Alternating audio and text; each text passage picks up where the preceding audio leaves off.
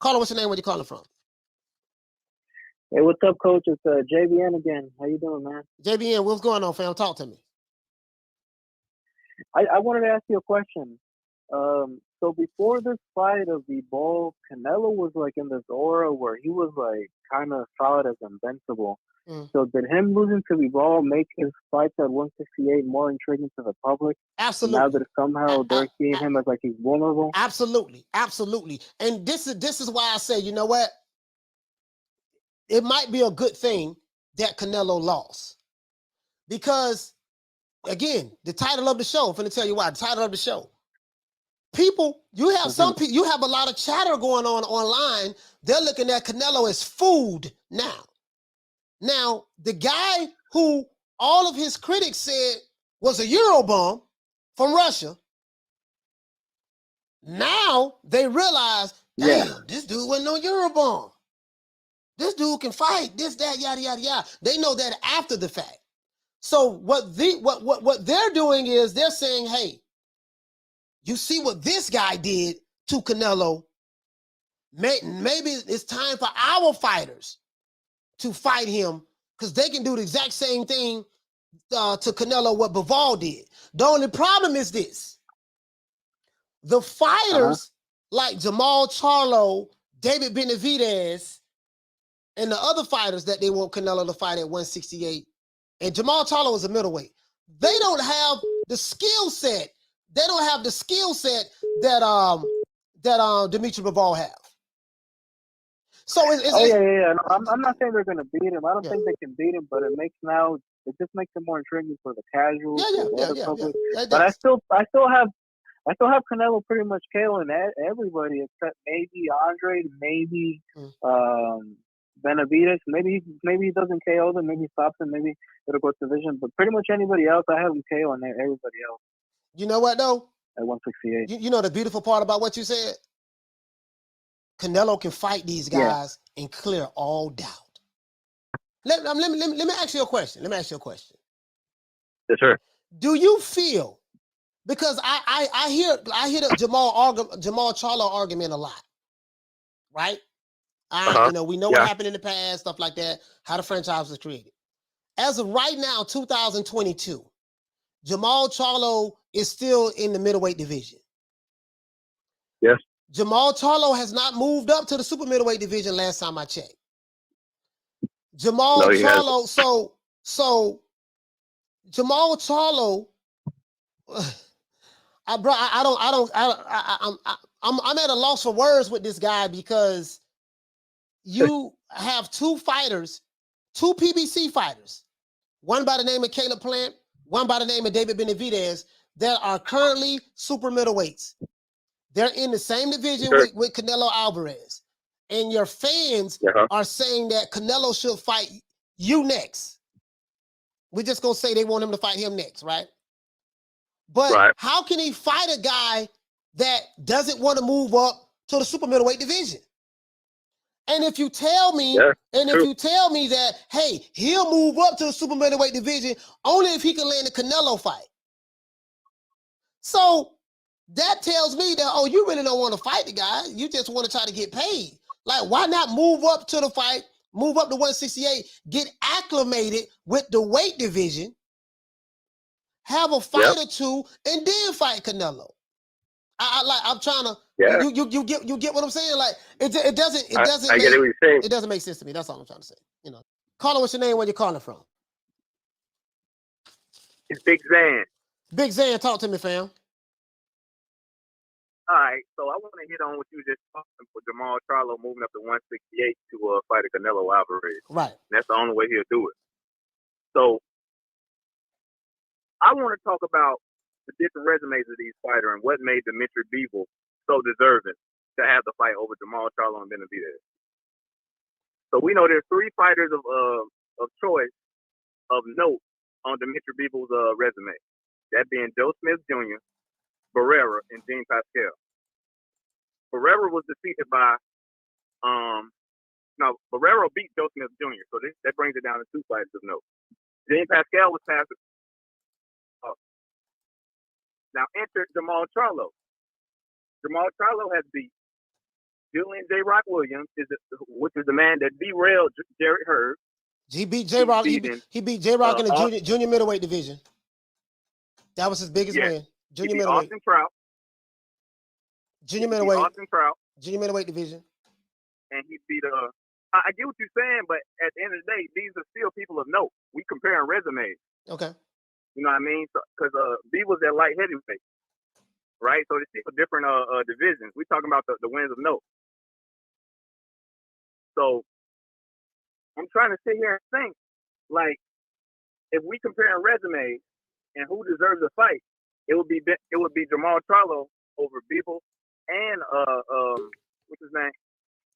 David Benavidez. Benavidez only beat Anthony Durrell and Abner Yildirim. Yeah, but I'm not. Right? But I'm not comparing resumes and saying who deserves another fight. I'm not doing that. All I'm saying is Canelo Alvarez is a 168 pounder. He's undisputed at 168 pounds. Jermall Charlo is a 160 pounder. Jermall Charlo has not even moved up to the super middleweight. That's what I'm saying. He hasn't moved up there at all. He's a middleweight. Oh, okay. So are you saying he don't? He shouldn't have the fight over Benavidez because Benavidez is at 168? No, I didn't say that. What I'm saying, what I'm saying is he's a 160 pounder. Why are you calling out a guy and you're not even his weight division? You're not even willing to move up to his weight division. So you saying he should move up and fight Benavidez and then talk about fighting Canelo Alvarez? Yeah, he should fight those other guys with the PBC. What's wrong with that? Okay, so this is where I see the problem with that. What's the problem? If Charlo has a belt at 160, right? Yeah, he's in middleweight. Yes. And Benavidez had a belt before he lost it on the scales at 168. Right. He lost it twice. He got popped dirty. So he had cocaine in the system, then he lost it on the scale. Yes, sir. If he goes up and fight Benavidez at 168, does Benavidez have a belt? Who is who? Who you talking about? You talking about Charlo? Charlo. If Charlo goes up to fight, if he goes up to fight Benavidez at 168, which is a top contender at 168, right? Will he get a belt out of the deal? No. He won't get no belt. No. Because Canelo Alvarez has all the belts. Exactly. So to say that he will move up to fight Benavidez at 168, Canelo Alvarez at 168, it's the only fight that makes sense. Why would you go and fight a dangerous fight like Benavidez?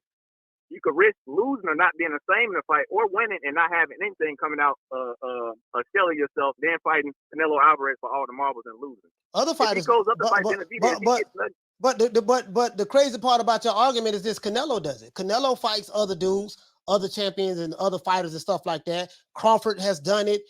Errol Spence go take risk or whatever, go fighting other people. My thing is this guy's 160. Canelo, go ahead, has never went to a division and not fought a champion for his fight. So your argument to fight people that aren't champions. So your argument is, when did he get out of deal? So your argument is what? If he goes up to fight Benavidez, what is he fighting for? He's not getting a belt out of the deal. I see what you're saying. I see what you're saying. So you're saying he's not getting nothing out of the deal. You are of the opinion that Jermall Charlo should not move up to the super middleweight division and fight a hard fight because he's not going to win a belt. Well, I'm gonna tell you what he's gonna get out of the deal. I'm finna tell you what he's gonna get out of the deal. I'm finna tell you what he's gonna get out of the deal. He's gonna get paid some money. Mm-hmm. He's gonna get the same thing out of the deal that he gonna get paid, that he gonna get for fighting Macy Sulecki. He gonna get the same thing out of the deal that, as a matter of fact, it's gonna be better because David Benavidez, who is a PBC fighter, is a name of note. It will be the biggest name on his resume. And if you're talking about moving to the super middleweight division, what's wrong with fighting the other guys in the super middleweight division and earning your shot to fight Canelo? Because David Benavidez is the number one guy. He's not gonna listen. David Benavidez. David Benavidez is the number one guy. So you can't behind Canelo. You're not gonna leave the middleweight division, jump over him to get a shot at Canelo. That doesn't make any sense. That makes sense. But what I'm saying is, think about the boxer.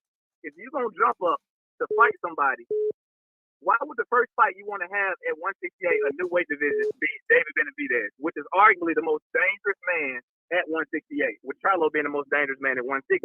Welcome to the fight game. Welcome to the fight game. Welcome to the fight game. When you get in fights, you move up in weight. Shit, Marvin Hagler did it. He had to fight 50. He had to fight 40 some more foes before he got a shot at the title in the middleweight division. But I'm saying, welcome to the fight game. He's supposed to be the hitman, Jermall Charlo, right? He's supposed to be the hitman, right? Why should he just move up to 168? What the hell make him so goddamn entitled to fight Canelo over David Benavidez? This dude, listen, you're talking about a Jermall Charlo. You're talking about a Jermall Charlo that has been in the middleweight division for 5 years. How many champions has he fought?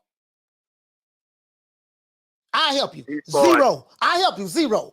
Guess what? He only zero. Fought nobody. As a matter of fact, Big Zen, since he's been in the middleweight division, let's look at his resume. Jermall Charlo has fought Jorge Sebastian Highland. That's one. Now, he fought Jorge Sebastian Highland. I think this guy will be considered a Eurobomb, according to the narrative that's going out there. Then he fought Hugo Centeno Jr. This guy's nobody. Then he fought Matt Korobov.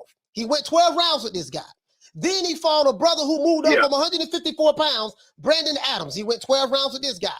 Then he fought a dude from Poland named Dennis Hogan. No, he's from Ireland. Then he fought Sergiy Derenchenko. He's from Ukraine, 13-4.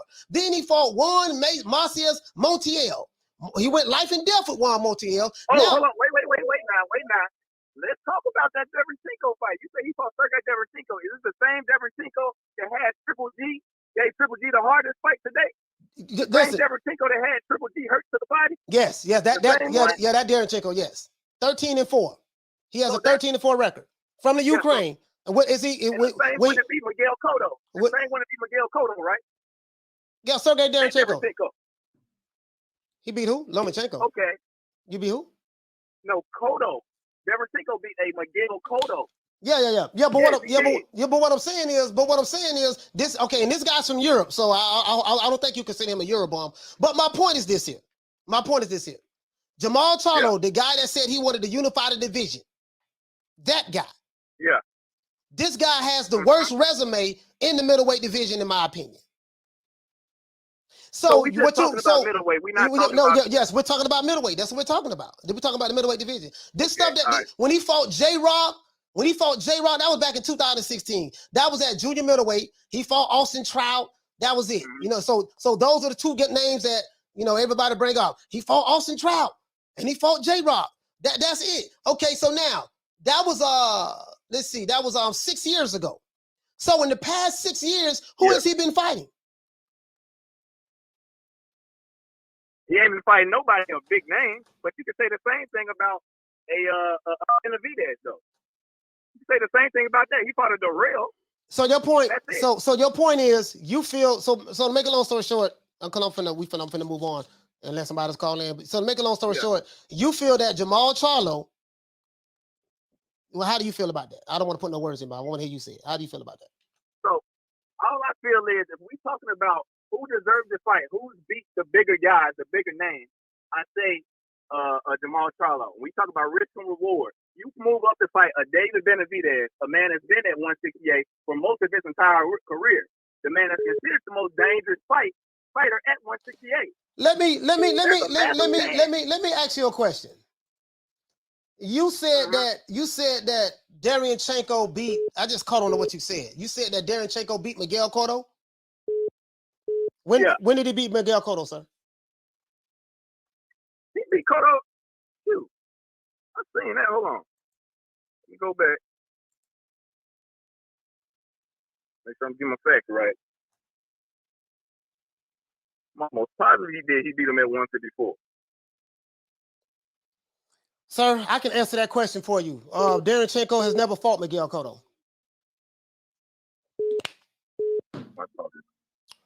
Yeah, you're right. Hey, but listen, we got other calls calling in. Shout out to Big Zan. We're gonna talk to you later, fam. The people who argue for Jermall Charlo, and I've said this time and time again for people who follow me on this show.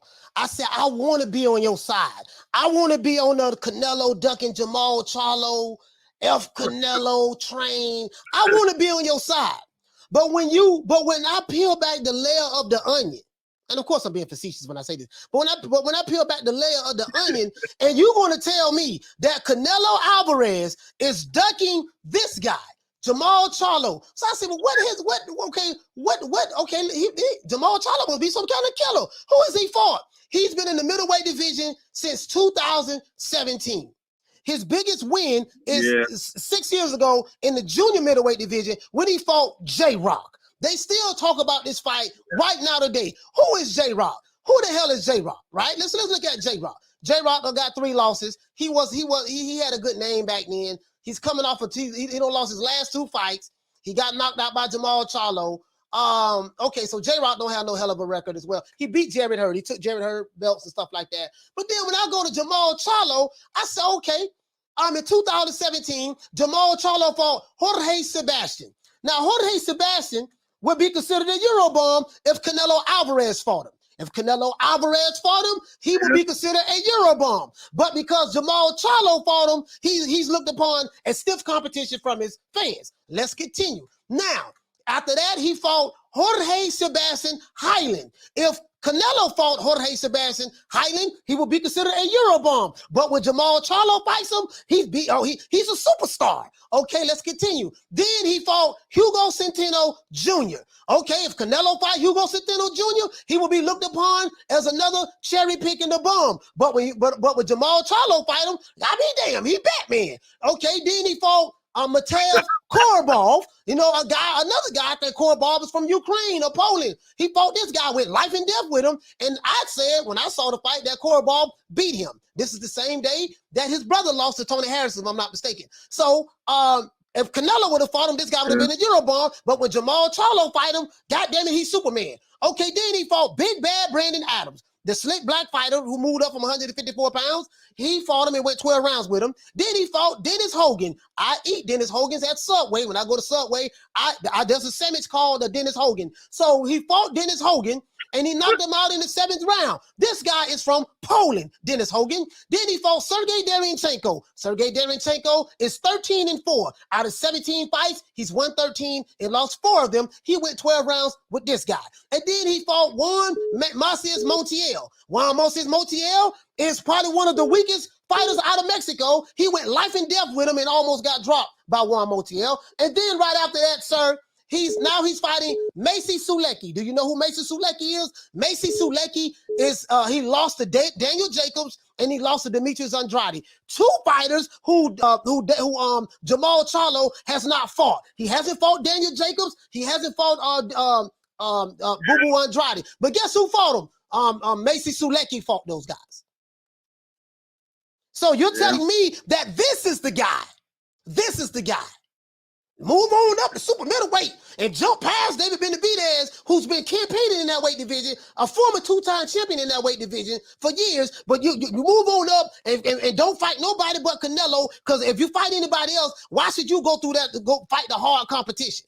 This is the goddamn problem. The PBC Witness Protection Program is real. Go ahead.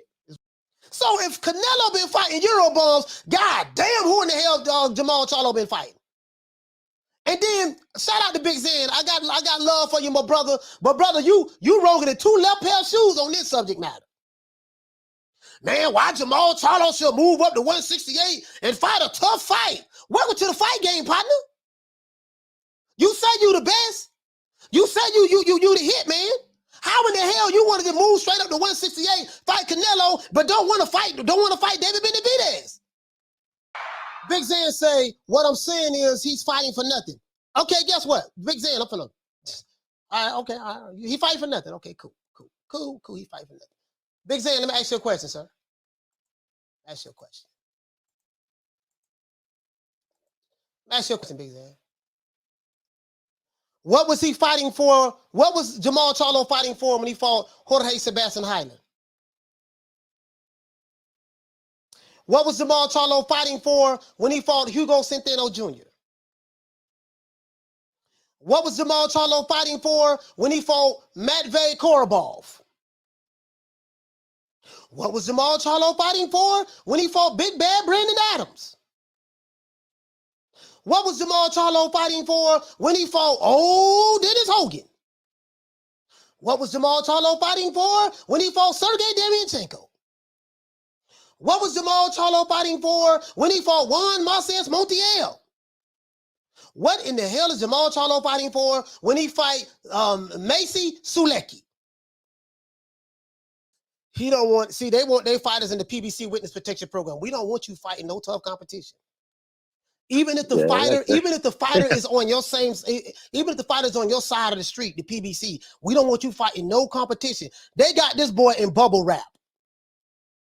Yeah, but the only the only fighter we want to see you fight of note, fight Canelo. But until you fight that guy, keep on fighting these Euro bums, these no-name fighters who don't nobody know, never heard of before. Keep fighting those guys. And his fan base is perfectly fine with that. They perfectly fine with that. Man. But listen, if you did not have a double standard, you would not have a standard at all. I don't believe in protecting fighters. I want to see the best fighters fight the best fighters. We have a motto over here, and I haven't said it in a while. If you tell me your fighter is King Kong, his ass better be fighting Godzilla. If you tell me your fighter is Megatron, his ass better be fighting Optimus Prime.